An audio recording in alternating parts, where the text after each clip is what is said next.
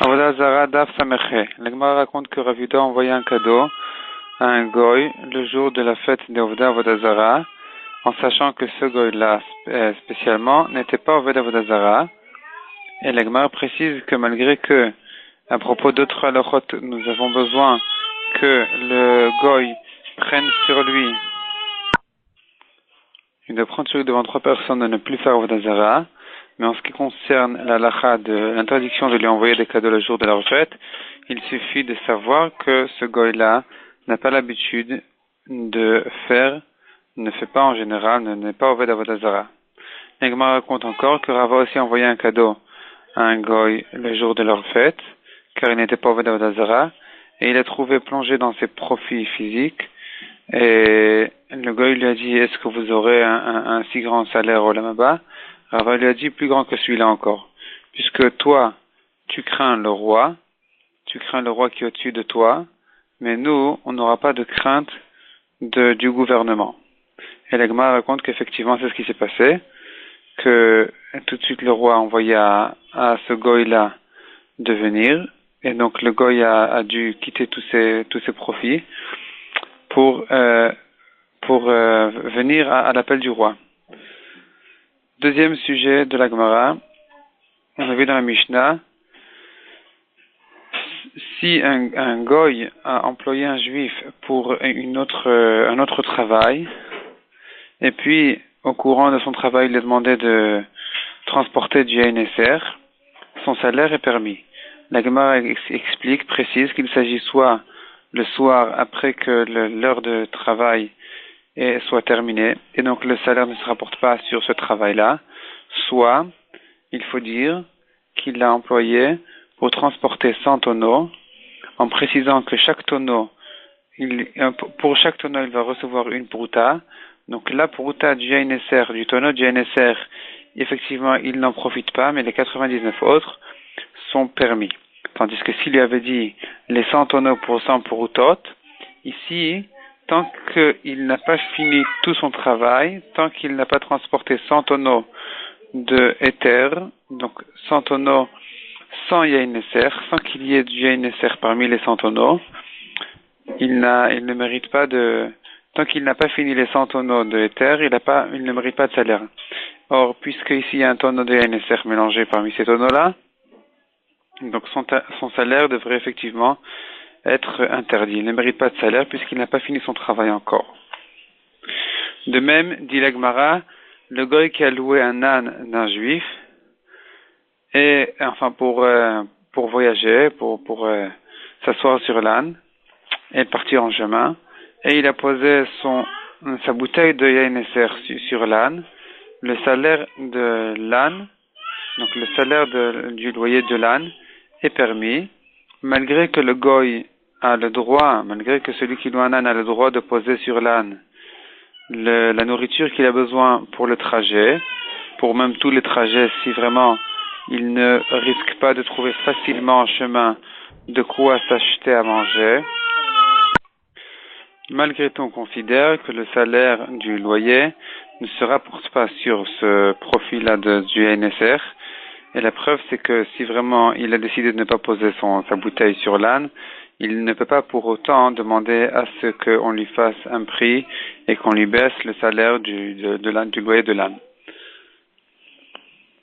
La Gemara raconte encore une histoire. C'est l'histoire d'un Mora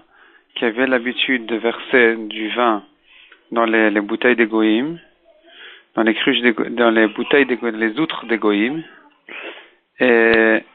donc il se faisait déjà payer pour ce vin-là. La Gemara explique que ça c'est pas problématique, il n'y a pas de problème, puisque tant qu'il travaillait, le vin était encore permis.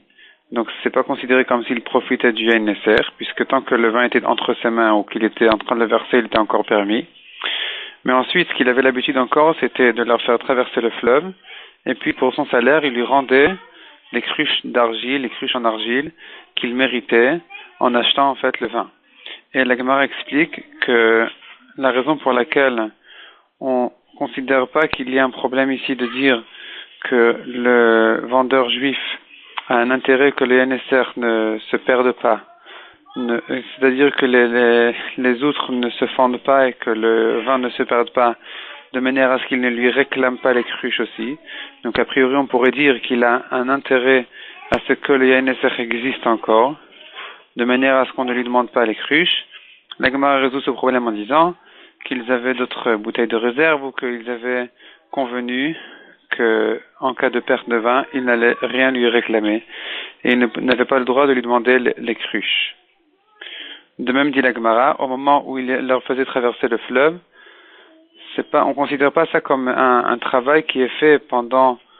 le moment où le vin est déjà interdit, et donc il se trouverait qu'il profite du vin interdit, puisque ici il ne se fatiguait pas à leur faire traverser le fleuve. La Gemara explique que soit il leur donnait le papier comme quoi ils avaient déjà payé l'impôt qu'il fallait pour traverser le fleuve, soit il leur faisait un siman. En tout cas, ils n'avaient pas besoin de se fatiguer à leur faire traverser le fleuve. Troisième sujet dit la Gemara, la Mishnah, du Yain Eser qui a été coulé, versé sur des raisins. Si les raisins sont entiers, fermés bien, on les lave et ils sont permis, mais s'ils sont déjà fendus, le vin pénètre et les raisins sont interdits. Si le vin s'est renversé sur des figues ou des dattes, s'il y a du goût du vin, elles sont interdites, sinon c'est permis. La Mishnah conclut par un principe qui dit tout ce qui donne n'importe quel issour qui donne un bon goût, tant que le goût est ressenti, la nourriture est interdite, celle qui a pris le goût du issour. Mais si ça donne un mauvais goût à la nourriture, c'est permis, ça s'appelle noten tam lifgam, un mauvais goût, et donc c'est permis. La Gemara raconte, il y avait du Yain Eser qui s'est versé sur du blé, et les Chachamim ont voulu dire qu'on a le droit de vendre le blé à des goïms. La Gemara repousse en disant qu'on devrait craindre que ce blé-là serait revendu à un juif, et donc la Gemara dit que la solution est de cuire le blé en pain et de le vendre à un goy, pas devant un juif, et de vendre le pain à un goy, pas devant un juif, de manière à ce que le goy ne puisse plus le revendre à un juif, puisque le juif n'achète pas de pain des goïm. Et donc, de cette manière-là, le pain est permis. La Gemara précise que de manger ce pain c'est interdit, malgré que les raisins, on a vu dans la Mishnah que quand le vin était versé sur les raisins, les raisins sont permis. Ici c'est différent, puisque le blé est fendu et que le vin rentre dans les fentes du blé, donc ça ressemble à des raisins qui se sont fendus et décomposés, où là on craint effectivement que le vin soit rentré dans les raisins et pénétré dans les raisins, et donc le vin est interdit. Ici aussi, donc les raisins sont interdits, et de même, le blé ici devrait être interdit à être consommé, seul à être vendu, il est permis.